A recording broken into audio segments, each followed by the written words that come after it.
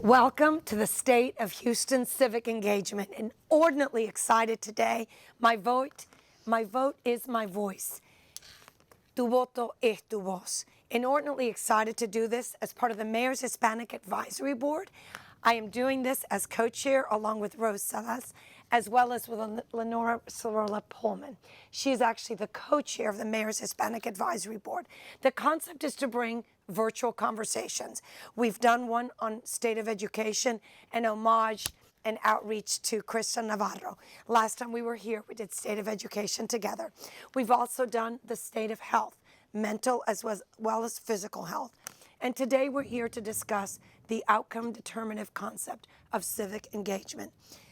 We are here with experts. We're here with community leaders to discuss this topic.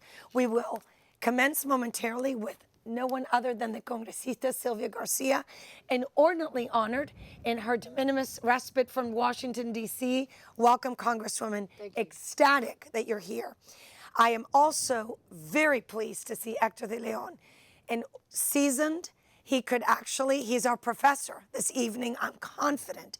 30, 40 plus years in the field and an expertise in this. We also have the luxury of having Claudia Ortega Hogue. Very excited about having you, President-elect of the Women League of Voters, and you will share with us what's transpiring. And Angelica Razo. Very appreciative of you, Mi Familia Vota, specifically the Texas director. A couple of intros, and the first I have to give credit where credit is due to Congresswoman, as she posted 13 years ago this week, Justice Sotomayor, and I think most of us have had the luxury of meeting the force of nature, was sworn in as the first Hispanic and third female justice on the U.S. Supreme Court. And today, 29 years ago, the beloved Honorable Ruth Bader Ginsburg was sworn in as the second female on the U.S. Supreme Court and the first Jewish woman. They paved the way for countless women and minorities across the country. Today, as we discuss the vote, very quickly, a couple of statistics among the situation of Hispanic population. According to the 2020 census, the U.S. population reached north of 62 million in 2020. What's formidable, an increase of 23% over the previous decade. As we were talking just before commencing, if you look at the numbers in Harris County, City of Houston, they're both north of 44%. That's the status of the Hispanic population. Now focusing on voting, and I will turn it to each of my colleagues for opening thoughts. Two quotations from John Lewis, Representative John Lewis, which I thought, and many have said, are so powerful. Democracy is not a state, it is an act. And the vote is the most powerful nonviolent tool we have.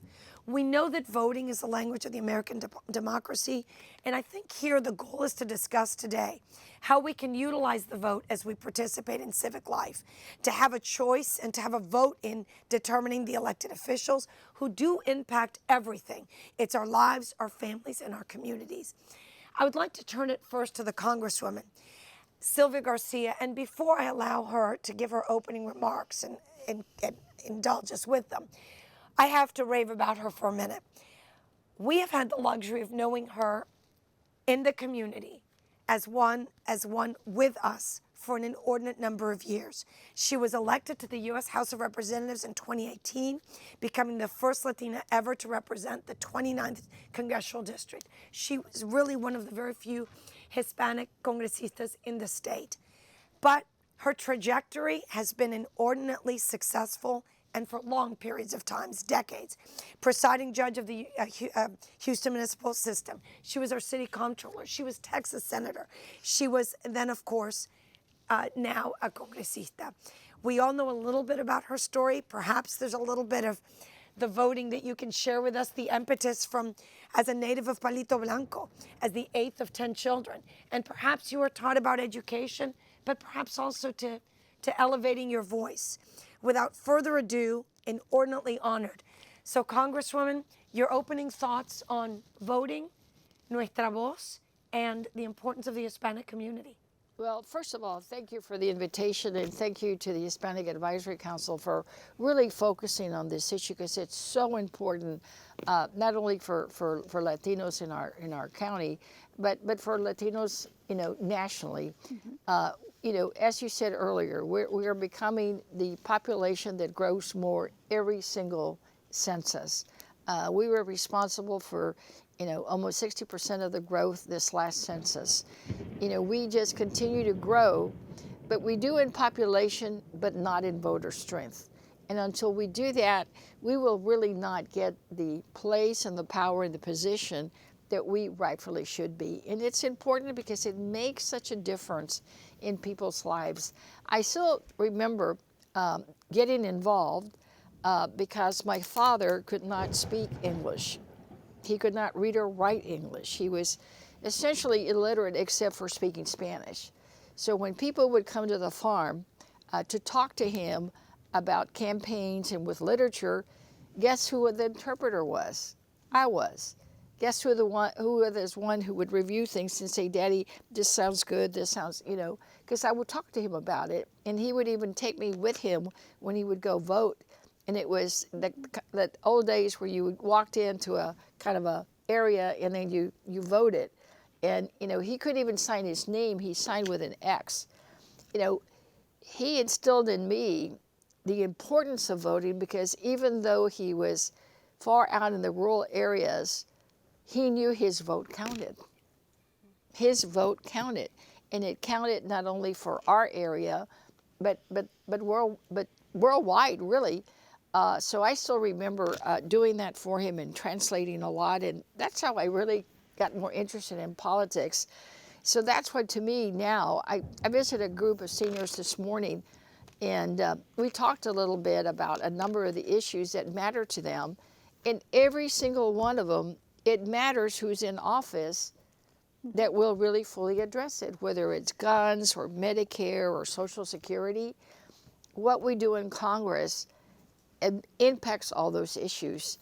So voting matters, being engaged matters, knowing what's going on matters. So I'm glad that we're focusing on this, and you've got a bunch of great experts here. I'm anxious to hear what their thoughts are. No, I appreciate, you're absolutely correct. It is outcome determinative that our voice is heard. I will say Hector de Leon, Senior Advisor for Governmental Affairs and Public Engagement, Harris County Clerk's Office. Inordinate things I could say about you, everything you've been doing for years, whether it's your think tank and your report, whether it's the work that you did at Naleo, where really it's just been, as I said, we should call you profesor, el doctorado. You will give us a doctorate, I'm sure, this evening. The Congresswoman appropriately referenced the fact that our numbers matter, but our voting needs to matter. There's no doubt that there's also narratives that are promulgated and really perpetuated by the media and perhaps others about the Latino electorate. The question is, what's accurate, what's not? Give us the reality, but give us a dose of optimism about our numbers counting, and they need to be elevated. But what is the status? Well, what the Congresswoman said is true, but I believe, based on the folks here probably understand this, the ones that do voter engagement, that to enhance civic engagement initiatives, we would all benefit from familiarizing ourselves with census data, voting data that is pertinent to understanding what is actually taking place. Because the way we view the data or read the data impacts the way we understand what is actually taking place. And what is usually the narrative that you mention is that it's always a negative narrative, that somehow we are not living up to our numbers, right? And the reality of it is that we always look at the wrong data. For example, in Harris County, we're 44% of the population, but the number we should be paying attention to is that the American Community Survey says we're only 31% of the citizen voting age population, which means that if all major voting groups that were registered to vote, all the population that's eligible to register to vote was registered to vote, Latinos would only be 31% of the registered voters. But for a long time, since the 1990s, late 80s and 90s, the narrative that is played out via the media is that somehow we're a political electoral behemoth. That is the narrative that's been perpetuated, and it's just not so. Okay, so if we are, all right, so we utilize then the other percentage that you want to utilize. How do we compare? Are we doing okay, but have a way to go? How would you describe when you that? actually look at the data, what it says is that when you look at Spanish surname data, right now, Hispanics, it suggests that Hispanics are 24% of the registered voter population in Harris County. And when you divide 24 into 31, it tells you that 71% of all Latinos that are eligible to vote are actually registered to vote. So it's not as bad as people portray it. It's just that the 31%, the citizen voting age population is smaller than the actual population, and people always pay attention to the overall population. So we're doing better than we're being portrayed. Right. However, the Congressista tiene razón. She's right that we still have to ensure that we're voting. We vote with a vengeance and with interest, because the business at the table, to have the voice that we deserve. I would like to turn it to you, Claudia, for a moment. Community advocate, community volunteer. I love the synergy. You worked at Naleo. You also worked with the Congresswoman, for the Congresswoman. And now you are President-elect and Vice President of Strategic Partnerships for the League of Women Voters of Houston. Give us a sense of what is the League currently engaged in, and an overview of the gravitas of the vote. Perhaps we start there. We'll change it. We'll then go to Angie, and we'll continue to do this round robin. Well, muchas gracias. De Thank nada. you so much for the invitation. It's an honor to be here. Thank you to you, Sofia, Rose, Lenora. I really, I've been involved with the Mayor's Hispanic Advisory Committee, and you guys do a terrific job. I am very honored here to represent the League of Women Voters of Houston. As you said, I will be the first Latina president. Yes. I will start on June Bravo. 1st, 2023. So I'm excited in 100 plus years. So our mission reality is simple, The right? time has come. So we're hoping, what we're hoping to do is to continue to empower voters, right? To defend democracy. And how do we get that done? Is by collaborating with a lot of our nonprofits, with a lot of the civic engagement groups. But we provide like nonpartisan voter information that is trusted in the community, and that people and voters feel protected at the polls. So they feel like they have the right information, the right tools, and they're able to cast a vote no matter who you vote for. And that's really, and to be clear, and I'm glad you said that, because as part of, and Lenora voices this so beautifully, that as part of the Mayor's Hispanic Advisory, for us, it is nonpartisan. The situation is simply, we just want you to have be cognizant of the right to vote and be educated in the opportunity. And that's what the League is doing. And we'll continue to, coming in, my hope is that we'll continue to work with, build community partnerships with communities of color, being more intentional of strengthening those relationships with the Latino community. Obviously, being Latina, for me, this is personal. And I think that we are moving in the right direction, and I think we're excited to just continue to partner. We do a lot of our work through the naturalization ceremonies. We register, we were just there last month, and we registered over 80% of registered voters, over like nearly 1,500 people, 92% out of another 1,500. So we're moving in that direction. And I do want to say, obviously, in these naturalization ceremonies, we have over 114 countries, or depending of the ceremony, but a lot of the majority are Latinos, right? We also have our voters guides that it has partisan information where voters can make an informed decision on who they need to vote. So we're very happy to work with any side of the aisle, just making sure that voters have the right information and cast a ballot. A seat at the table. Exactly. The business of diversity and a seat at the table. I remember when I became a U.S. citizen, inordinately powerful, and really those speeches and the opportunity to be there. And when you talk about the diversity of the countries represented, it's really indicative of Houston. Of course, I'm always reminded, I absolutely adore Professor Kleinberg from Rice and all the work he did, and his book about, it's the prophetic city. at the cusp of a changing of America, and we are Houston, and we are absolutely what the United States will be 40 years from now. It's unbelievable. Talk about Rice University, and I'm turning it over to my fellow owl, although decades, graduating at least 20 plus, 2+ decades later, if not more. But inordinately happy to have you.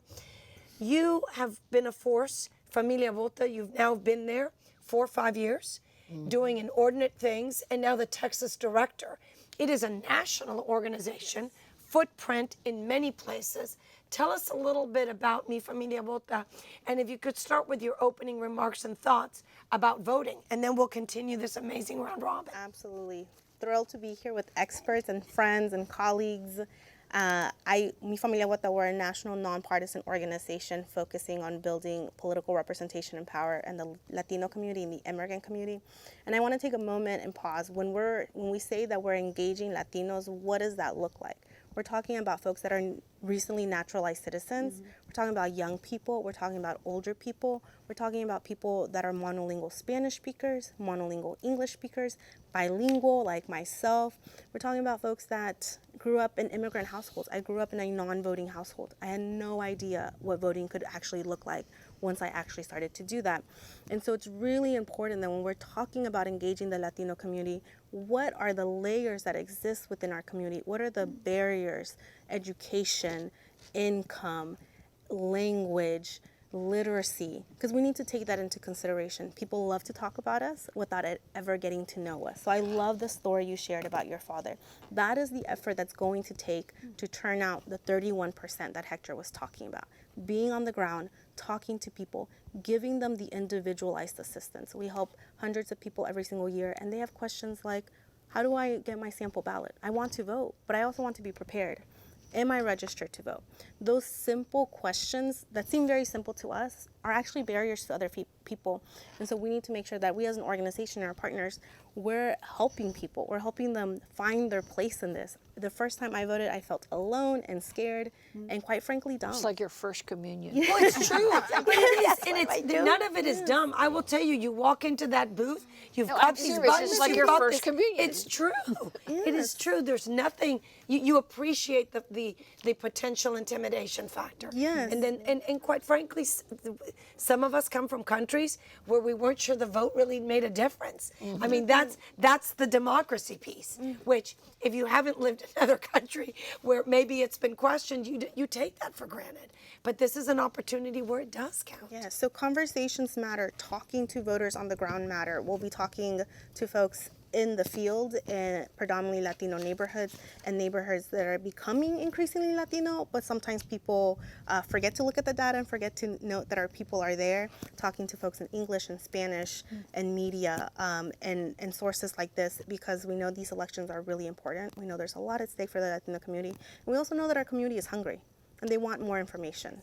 And so we need to have as many sources of accurate information out there for them because people are coming to the polls. Well, and let me say as follows. I like the fact that you're saying your community is hungry because that's part of the gravitas and the authenticity and the strength we bring to the table. We want to be informed as we make decisions. Congresswoman, thank you for those opening remarks. And then when I just be cognizant, I'm going to ask you specifically, given you definitely are the least seasoned among us, for not better other nomenclature. I'll be curious, what are you doing to make sure my 20-something-year-old wants to go vote? Rice Owl as of a week ago. So there we go. Congresswoman, before I ask you a specific question, I need to ensure that everyone is aware of what you're doing. You're in the Armed Services Committee, you're in the Judiciary Committee, the Financial Services Committee, you're a number of task forces and caucuses. Unclear how you sleep. You've got among them a Congressional Hispanic Caucus. I was incredibly proud knowing you, not surprised, that the Vice Chair for the Majority Leaders Task Force on Poverty and Opportunity, as well as the Women's Caucus, and this is actually a de minimis version of a very lengthy list. So thank you for that service. If you don't mind, in 2021, we're aware of several state legislatures commenced this prioritized of this election integrity. Congress then resulted in there was a call to action, and then you had the Freedom to Vote Act, the For the People Act, and then the John Lewis Voting Rights Advancement. And I guess the Freedom to Vote Act is a version of the For the People Act. Just, if nothing else, if you can give us a small lesson of what was taking place in Washington, D.C., and then perhaps you bring it back to Houston in terms of what resulted or what lessons learned from those opportunities. Well, what we were doing in Washington was trying to find a way to ensure that the federal right to vote, that comes from the Constitution, your right to vote, was protected. And we saw a lot of states doing a lot of things, including especially here in Texas with the bill that they passed, that really was not about encouraging people to vote, but in fact was adding more barriers and adding more restrictions and adding more and more ways to keep people from voting. And for us, it's about protecting your federal rights to vote. So the For the People Act, which did pass the House, did a number of things, and it safeguarded and extended the Voting Rights Act, which would include Texas, would include what we call pre-clearance, which simply means that before a state can change a law, it's got to be cleared by the Justice Department that there's no discriminatory effect. Sadly, Texas has got the worst record of any state in the country of the more times that the Justice Department has said, no, you're discriminating with intent. I mean, it's happened in federal district courts. I forget the count now. My friend, Representative Angelica in Dallas keeps track. It's either 7 or 8, and you might know Hector, but, there's so many things that happen. It would have made Election Day a holiday, which is true in so many countries around the world. Absolutely. That people want to instill the habit of voting, that, it's a day off. Everybody's encouraged to go out and vote. I mean, they balked at that, and you've seen some of the things that they did do here in Texas that really don't encourage voters. So, but regrettably, it goes to the Senate and it just doesn't move.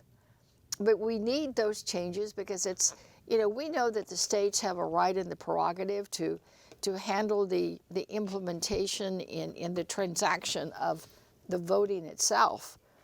But protecting the right to vote is a federal issue. That is a freedom that we have, the right to vote. So we'll continue to fight that. And as John Lewis said, as long as you stir it up and it's good trouble, then it's good. No, and thank you for that amazing quotation. You're exactly right. And of course, you succeeded in the House. Right. And you also succeeded in having the conversation heard. And I think then people are then cognizant of the fact that this is... And we've got to be careful because when people say, well, we're doing this for the protect the integrity of the vote, it's just laughable because they're not protecting the integrity of the vote. They're preventing people and setting up barriers to vote. This whole idea of what they've done for mail ballot voting, the changing of when you can vote on the weekends, all of those things, that's not helping people vote. That's setting up barriers to voting. So we got to be careful at the words and we don't buy into them because the real integrity of the vote is just making sure that we ensure that everybody has an open, free process, that hopefully that someday we can have same-day registration, that if you can prove that you're a citizen and you're there, that you can vote, and that it's counted. And, there's a lot of people that frankly are afraid of the new machines. I mean, even I found it a little complicated to do it and then to feed the paper and do all that. Absolutely. I mean, I've heard some seniors say, no, es mucho, yo no puedo. And you do appreciate that. You absolutely and do. I couldn't believe when they first said, I'm sorry, you're now feeding this what? And I know the intent is there that you wanted to have a paper ballot so that people could verify that that's how they voted. But quite frankly, I'm just telling you, I heard too many people, especially seniors, go like, I don't want to go through all that. And I appreciate Congressista bringing that to the forefront. That to me is a tangible thought, which is PSAs, which in essence you sit there and say, What do you expect at the ballot box? You're going to have this. You're going to have to do this code. At the end, you're going to have to do, because it does. The first time I thought, this is going to take a long time and it's going to disincentivize people as the lines are incredibly long. So the PSA is making sure what to expect, right? What to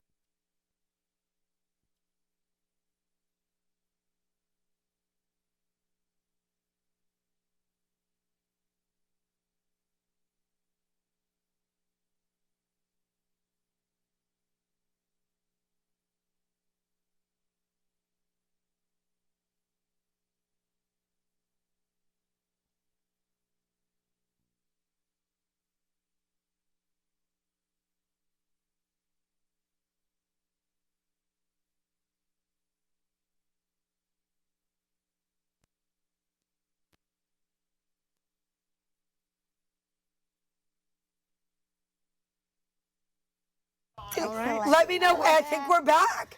We had a little blackout, a little rain. Hopefully you're enjoying Those yourself. things happen even during election day. That happens. Exactly, but we keep on going, and here we go. Thank you. Hector, back to you for a moment. We talk about the Latino voter or the non-Latino voter. What are some of the differences? I'm going to give you all the hard questions, so I don't know what to say, Professor. I welcome. Okay, so Professor. Exactamente. So, Professor, give us a sense of what are the differences, and then let's talk about similarities between Latino voters and non-Latino voters. Well, I wanted to address Yes. the importance of the work that the Congresswoman does, which is it's crucial that the Federal Voting Rights Act is protected, because as long as that is in place, I think we are still on good footing, despite whatever people do at the state level. One of the things that when we talk about differences, and I say this to people, that for some reason people at the State House believe that somehow minorities, and Hispanics in particular, somehow are not aware or not smart enough to figure out how to vote. And I will tell you, in 2013 they passed in 2010 they passed the voter ID law. 2013, after Shelby versus our Attorney General then, went to the court and it was decided, it basically suspended Section 5 of the Voting Rights Act. People thought, well, they passed this law to stop us from voting, but guess what? From 2012 to 2016, the number of people that voted, when you look at Spanish surname data, it increased for the presidential election from 47% to 52% for Hispanics. And then from 2016 to 2020, the estimated voter turnout for Hispanics is 59%, almost 60%. So what I say to people is, you can try, but you're not going to succeed because you're operating on a premise that is perpetuated by people like the former president, that somehow non-Hispanic whites are somehow smarter than everybody else, and Hispanics and other minorities are not. That is just not true. And that is bared out by the numbers continually increasing, more Hispanics voting than ever, more Asians. Asians had almost a 70% voter turnout in the presidential election. So whatever it is they're trying, it's not succeeding. And you know what? They need to understand, just stop, because you're not going to succeed. You're not going to stop us from voting, because what you believe about us is not true. Anyway, so that's what the data shows. That's what the data shows. So are we different than other people? In advocacy, we should never forget, and in voter mobilization, the rudimentary elements that Angie's involved in carrying out, in what Claudia was involved in carrying out, in what I initiated through NALEO, which is a voter mobilization program that basically focus on providing people the rudimentary elements to be able to access the voting process. We believed that the more familiar people are with the voting process, the higher the voter turnout will be. And when you talk about knowing the voting machine, that was part of our program. Take the voting machines everywhere, conduct elections in high schools using the actual voting equipment, to teach people how to use the equipment. And when they are familiar with it and feel comfortable with it, they will turn out to vote. So what is different in our community? The difference is that passing laws that pertain to voting for or against, like at the federal level, we're trying to protect it and pass better laws. At the state level, they're passing laws that essentially the objective is actually to stop us from voting. Well, we need to understand that those laws are important, but what's more important is the other laws that you guys are passing. Because the data shows, when I did an analysis of the 2016 election in 2020, and when you look state representative district by state representative district, you find out that the districts that had the lowest voter turnout had the lowest medium household income and had the lowest level of education. And the districts that had the highest level of education and the highest household income, they had the highest voter turnout. And when you actually look at surnames, Spanish surname voters who live in those districts that are doing really well, they voted around 67, 70% turnout. But the ones that are doing not so well, their turnout was not as high as our other Latinos that live in these districts, like Lindale, for example.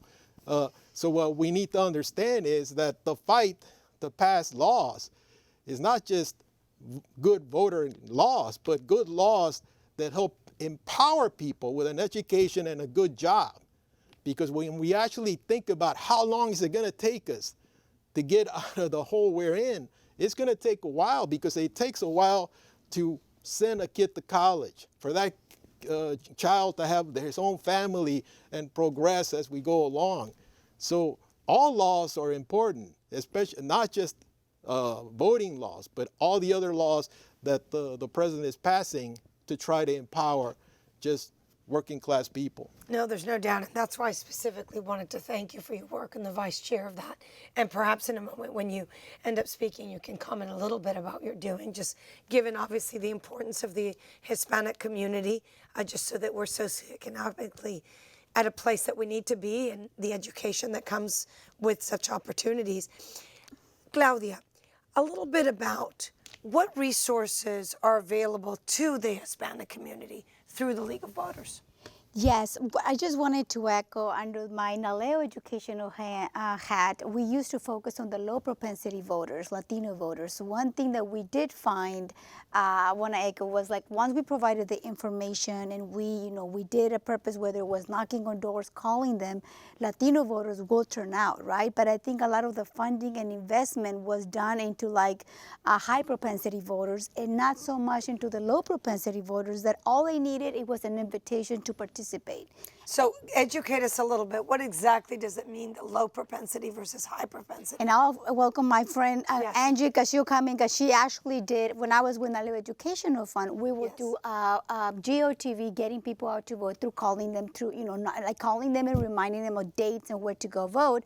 We will partner with Mi Familia Vota, because they will go door to door and canvass into like voters that have voted, whether it's like 2 or 3 or 4 years and haven't voted, or they didn't even know an election was going on. So that's why the power of collaboration and working with this communities was so important. Now, before I pass it on, that's how I got to know the League of Women Voters of Houston, because they had the resources available that whether we were calling and knocking on doors or taking them to the polls, we were giving them voter guides for them to take with them into the polls. So they feel like they had something in hand, because you can't bring your electronics with them, but you can bring these guides and you can just feel like at least you can read. You don't remember the entire ballot, but then you know what forms of ID to bring. So those were some of the tools that what the League of Women Voters offers. And now we have a platform, which is vote411.org, where you can just go and enter your zip code, your address, just your zip code, and that will tell you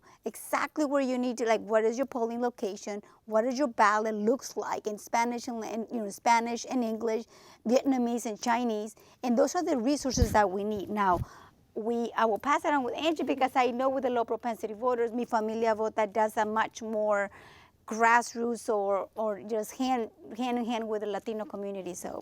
And I'll and thank you. Before we turn to you, Why don't you say that slowly? You did a great job. Say that slowly. The website to use if you want to check. Yes. I was going to say in Spanish, but it's You could say both. Say it both. No, vote, VOTE 411.org. So vote411.org, and you just go there, enter your information, your zip code, name, and it will take you to your specific ballot where you reside. That's terrific. That's great. No, that is absolutely. So one of the questions really specifically, which she almost wanted you to answer. So I'm going to give you this, but know that the next question I'm going to ask you after we do a round robin will be about top issues that are affecting the Latino community disproportionately.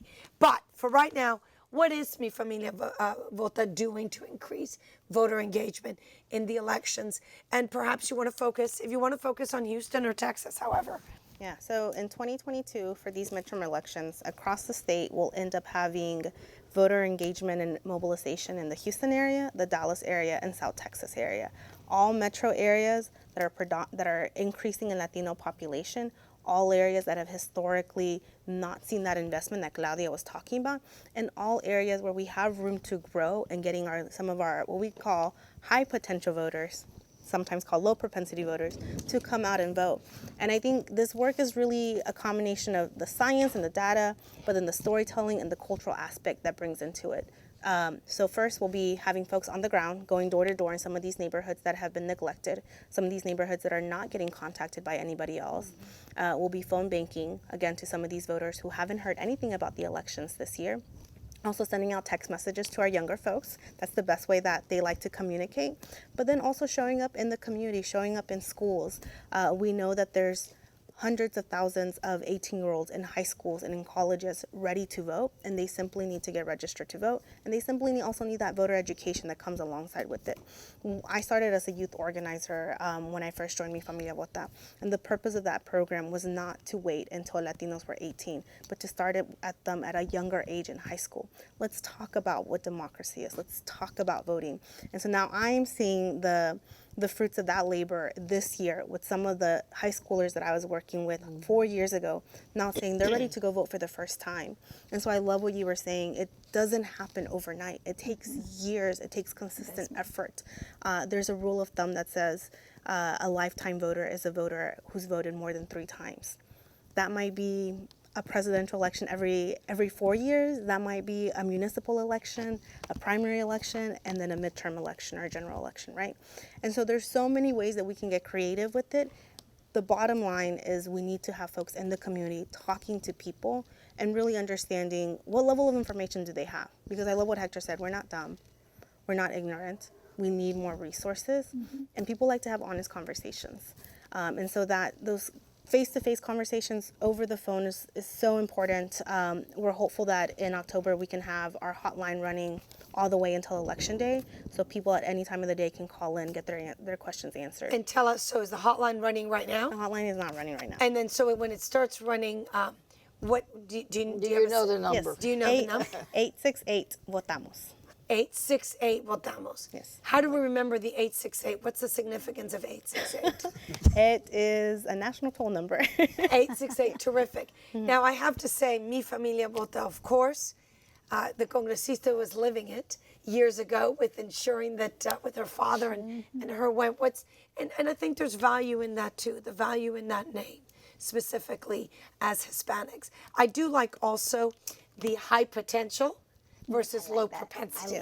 I like the importance of the positive. Absolutely. It's not a euphemism, it's the reality. The reality, we all are high potential to get the opportunity to do something, but we have to have a seat at the table and be educated toward being there. Congresswoman, what are we missing? Just in terms of, we probably have about 15 or so minutes. What are some of the messages that you want to ensure that your constituency knows, whether it's what you're doing in D.C., but what needs to be done here, and what's, from your perspective, the call to action that you want to deliver? Well, if it's, you mean just about voting or just? However you, I mean, we've got a few minutes, so it's up to you how you wish to tailor this. I think it's all intertwined, but I think it does start with civic engagement, and I think the sooner the better. I mean, we focus on taking our children to work day, We should just focus on taking our children to vote day, to make sure that children start early in seeing the machines, not being scared of it, and knowing how important voting is. Because as she mentioned, it's not overnight. It's in time. Those low propensity voters who may vote in a city election because they got mad that their garbage wasn't picked up once and they want to go vote against a mayor may not come back again if nobody motivates them till a presidential maybe, because more people vote, generally speaking, in presidential elections. So we've got to find a way to keep people engaged throughout. So the earlier we start, the better. So I would encourage all the parents out there to think about taking your children to go vote and show them how it works, because I think it would be a very nice educational experience for them. And secondly, they need to encourage others to vote, and to make sure that they're registered to vote, that they know where they're going to vote, and that they're not afraid of those machines. And thirdly, we need to start thinking now of how we move forward. I mean, I'm very encouraged. I mean, look at this. You said it earlier. They're half our age at minimum. Minimum. So it's encouraging that we've got the next generation of leadership here ready to keep us moving forward. Because as Latinos, we are a younger population. He said it best. We're a certain percent in numbers, but in terms of citizens, we're not there to equalize that. So we've got to work hard to make sure we have comprehensive immigration reform, so that we can naturalize all these voters, residents, because they know no other country, so it just makes sense. And once they do naturalize, to make them good voters, good civic participants. I think it's important for any parent today to visit their school, find out what they're doing, find out and make sure that they have an active shooter plan, that they've got a disaster recovery plan, that they know what they're doing in case there's another pandemic, because so much is placed on the school now, because we trust those children for 6 hours when we drop them off.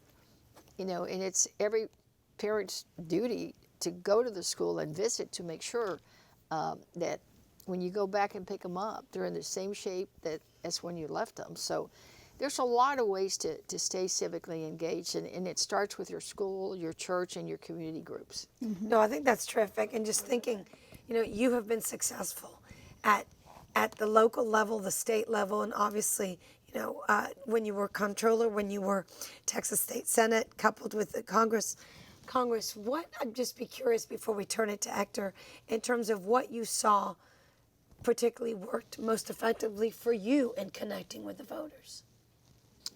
To me, there's nothing like knocking on the door and talking to them one-on-one. It's my favorite thing to do. I did it as a social worker. They were called home visits, but frankly, knocking on doors is just a really quick home visit to check in with the voter and see what's on their mind, and talking to them about what really is their issue. Because I could be talking about gun control, and I could go to 20 houses and find out that that's really not what they're thinking about. That they're thinking more about their jobs, or they're thinking more about whether or not their communities are safe, or whether or not they've got groceries on the table. They like it that gas prices are going down again, but they're wondering if all the other prices are going to go down. So it's continuous. It's kind of like the old saying, people are more interested in what you've done for me lately than you are what you've done altogether. No, absolutely. I almost like the PSA of having the knock at the door, and someone comes in, and it's the education and taking them through the ballot box, and the actual traveling there and seeing the paper coming out on the other side as we accomplish it.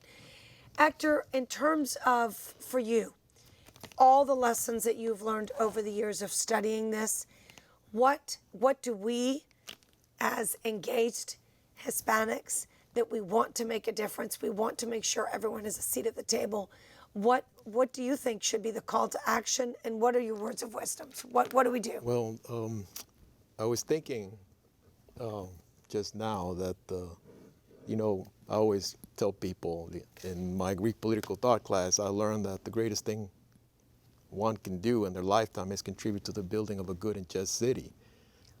As a congresswoman or a legislator, every law that they pass is either enfranchising or disenfranchising people. So when it comes to us as individuals, because we're not legislators, we need to understand that in America, justice is created by people who participate in the electoral process, and anything we can do to advance that will eventually translate into a more just society. I think I mentioned also that I was quoted in the Houston Post. I love this quotation. I was looking forward to it. Please. November 13, 1994.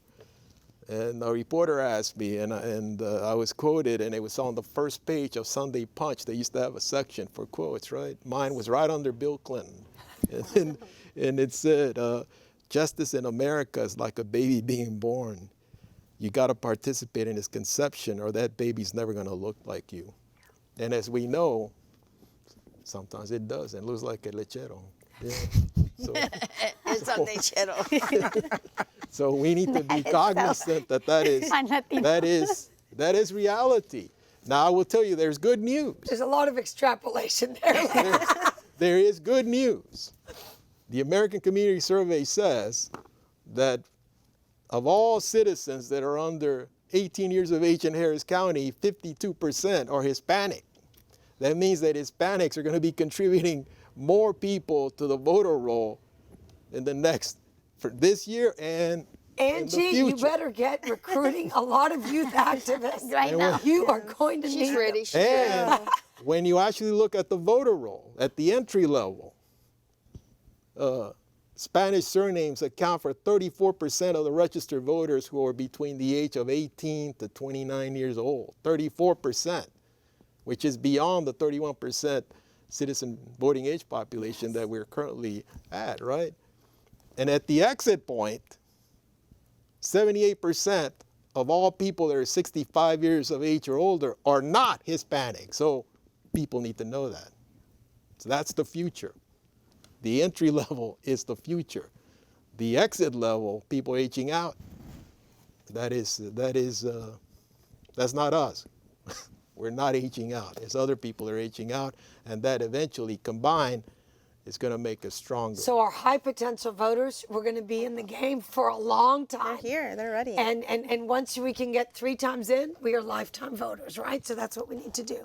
Okay, parting thoughts. The thought is I'm going to give you the floor, Angie, and the Congresswoman will close us out. Okay. So I'm just curious, how do you get this voter's guide? Does everyone get one? How does this work? I've seen them. They're amazing. Tell us. So we're actually in the process of getting them. You know, we have a subcommittee with the League of Women Voters, and it's a volunteer committee where we do have dedicated people that are civically engaged, and they connect with all the candidates that are running for the different levels of office. We give them the questions. We work very thoroughly on putting questions together. Everybody has a specific, section or numbers, and you can provide them, in English, and in English, and we try to. Funding sometimes is a little bit troubling because we need to get them translated into different languages, in Spanish and Vietnamese and Chinese. We're hoping to expand into Korean as well in the future, but all of that takes money, right? And that's why we love the power of collaboration, because then we work like with Mi Familia Vota and other civic engagement organizations that we can partner and collaborate and share resources. So once they get printed, usually our goal is to have them by mid-September, so they're ready right before the early voting. Now we know that the deadline to register to vote is October 11th.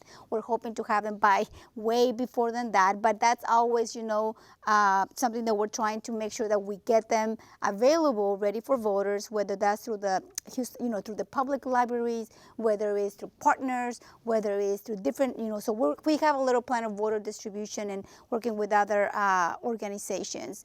I do wanted to echo on what the Congresswoman said, La Congresista, on the importance of being civically engaged. And that's why I love the topic of civic engagement. Because I think one of the things that I mentioned in a previous call was that sometimes, we can participate, obviously voting, getting involved and participating. Sometimes we don't even know, we may not be eligible to vote, right? But then you can volunteer. you can be part of civic clubs. You can go, you can go and register people to vote. I mean, help people. Sorry, I mean, you may want to go do something. Sign Utilize people. your voice in whatever capacity that you can. Find the issues that matter for you the most. Yep. Call the elected office to find out, like, what is it that matter to you the most. And I give you an example. For me, naturalization, you mentioned it, was very dear to me. Having said that, is that, growing up and born in Texas and being raised in Tepic, Nayarit, Mexico, my mom lived in the States. And I didn't see her for about 12 years because I was in Mexico. She was sending me money to have a great education, and she was working in the States. So for me, when I came back to the States and finished school, it was very important for me as a person reuniting families, keeping families together. So naturalization was a personal issue for me, and that's how I started as a volunteer with NALEO, helping people complete naturalization applications. I didn't understand the whole process.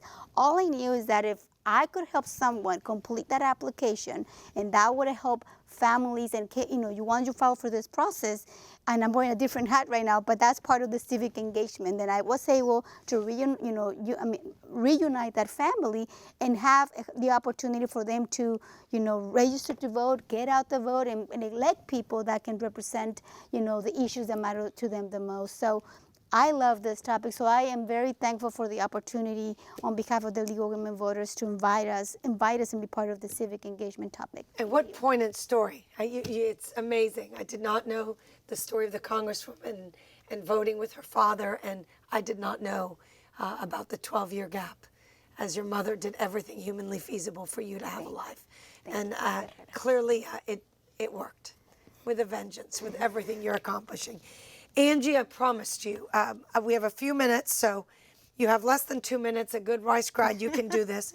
Top issues that impact the Latino community that you believe disproportionately in Texas, and then what role would the midterm elections potentially play in relation to these issues? Real quickly, I remember in 2018 canvassing doors and asking people with my voter guides in hand, in Inglés or en Español, which one do you want today?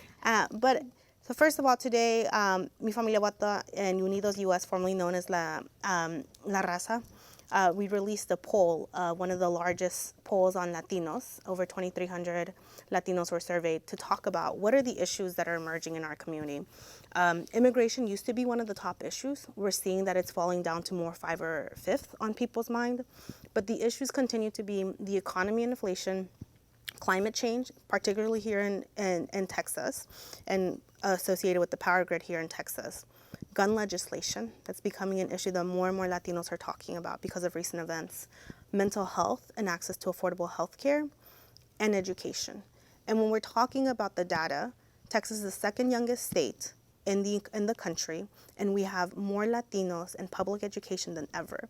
It's with these issues, as Latinos are growing here in Texas, it is to every Texan's interest that Latinos are thriving.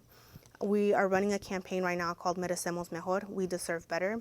That's asserting our presence here in Texas. We've been here since the start. We continue to contribute to the population growth through immigration. We're overrepresented in some labor fields, those labor fields that kept the economy going during the pandemic, but we continue to be disproportionately impacted by access to affordable health care, continue to be disproportionately impacted by our students attended well-funded public schools, disproportionately impacted with being on the front lines of recent natural disasters. And so we're bringing to light some of these issues as people are sharing their stories, sharing their experiences, and then urging people to look at your ballot and understand how these positions are making decisions on the issues that you care about. From the top to the bottom, these are decision makers that every single day are going into their office, going into committee hearings, and talking about what is impacting your life. And so that's why it's so important, and what's our call to action to the Latino community. Let's really think about this selfishly, but also as a community. This is a very important election. We know we have a race such as the gubernatorial race. We have local races such as our Harris County judge, which we know is the executive of the county. And so from top to bottom, I think Latinos have so much at stake. And like I said, tienen ganas, we're hungry, and it's just a matter of sharing resources. I love the Vote 411 guide that we love to share with community members. It's bilingual. There's so many resources that exist out there. Well, that was an incredible response, and I'm going to say a couple things and turn it to the Congresswoman. There's no doubt, merecemos mejor. I would also say that's interesting, as you heard what's top on mind. That's top on mind of everyone. So really, we are it's different, but we're not so much. Really, todos unidos. I want to, before I turn it to the Congresswoman, once again thank the Mayor's Hispanic Advisory Board. With the studio, we have our fearless leader, Lenora Sorrell-Pullman, my co-chair, Rose Salas, inordinately honored to have shared this table with you. Congresswoman, you're going to take it away for final thoughts as we contemplate my vote is my voice, nuestra voz es nuestro voto. Well, what I think we need to just focus on being involved and being engaged, and whether that means that you're going to get involved because when you go back to school with your kids, you find out that the cafeteria is serving something that your child just can't eat. And you need to go to the school and visit with someone and, get involved to make that change. Mm-hmm. But you may find that once you get involved in doing that, you'll be more involved in other things at the school. It may be your civic club that you're involved in making sure that a road gets fixed. It could be at your church to be involved to make sure that the lighting is correct or the sound system works. There's different levels of being involved, but what matters is that you follow your passion. And for us, our passion is making change in a big way, and the way to do that is through politics, because we believe in putting people over politics, making sure that everything we do is about helping people and making a difference. So you can make a difference in your home, in your school, in your church, in your neighborhood, in very much the same way, and we would strongly have you consider registering to vote, and getting involved in a big way, because who is in office does impact your life and your child's life every single day. Well, there's no doubt we are called to action. We're going to end with the quote I began with: democracy is not a state, it is an act, and the vote is the most powerful nonviolent tool we have. So go out there, con ganas, energía. Muchísimas gracias. Buenas noches y gracias a todos.